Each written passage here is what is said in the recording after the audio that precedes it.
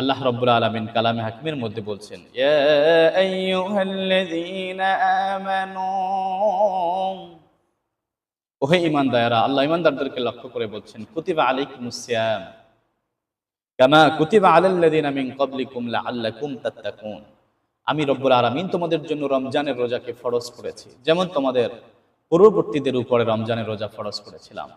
আর এই রমজানের রোজা এর জন্য দিলাম যাতে করে তোমরা তাকওয়াবান হতে পারো।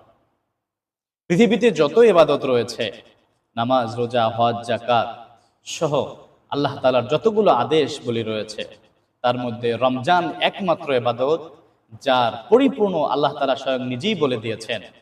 আল্লাহ তাআলা কোরআনুল কারীমের মধ্যে নামাজের ব্যাপারে যেভাবে বলেছেন, হজের ব্যাপারে বলেছেন, যাকাতের কথা বলেছেন, আরও যে সকল কথা আল্লাহ বলেছেন সবগুলোর ব্যাপারে আল্লাহ তাআলা বলেছেন, বাকিটা তার নবীর জন্য রেখে দিয়েছেন।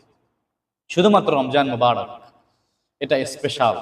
আল্লাহ তাআলা পরিপূর্ণ বলেছেন কখন শুরু করবে, কখন শেষ করবে, সফরে থাকা অবস্থায় কিভাবে রোজা রাখবে, অসুস্থ থাকলে তার অবস্থাটা কি হবে, বার্ধক্যজনিত কারণে হলে কি হবে, আল্লাহ তাআলা ডিটেইলস বলে দিয়েছেন। আর অন্য যত ইবাদত, নামাজ, তাসবিহ, হজ, যাকাত, এগুলোতে লোক দেখানো ইবাদত থাকতে পারে। কোনো ব্যক্তি নামাজ পড়লো মানুষকে খুশি করার জন্য, সমাজকে খুশি করার জন্য করতে পারে, কিন্তু রোজা এমন একটি ইবাদত, সিয়াম, যা কোনো পাগলেও মানুষের জন্য করবে না। কেউ একজন খুব খেয়ে দিয়ে দাঁত পরিষ্কার করে মুখ টুক মুছে লোকেদের সামনে আসলো, কেউ দেখার সাধ্য নাই যে লোকটা রোজা আছে কিনা নাই, কিন্তু নামাজ পড়লো লোকেরা দেখে। হজ লোকেরা মানুষকে দেখানোর জন্য করে।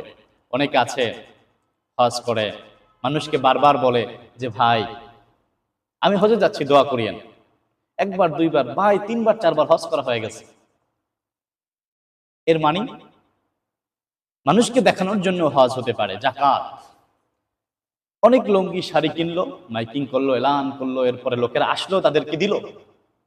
এই যে লোকেদেরকে দিল, এটার মধ্যে রিয়া থাকতে পারে, লোক দেখানো থাকতে পারে, কিন্তু সিয়াম এমন একটি ইবাদত যেটাতে লোক দেখানোর কোনো সুযোগ নেই। বান্দা আল্লাহ তাআলার ভয়তে পানাহার সহ যাবতীয় যৌন সম্ভোগ থেকে, পাপাচার থেকে নিজেকে ফেরায় দিবে। এর নাম হচ্ছে সিয়াম।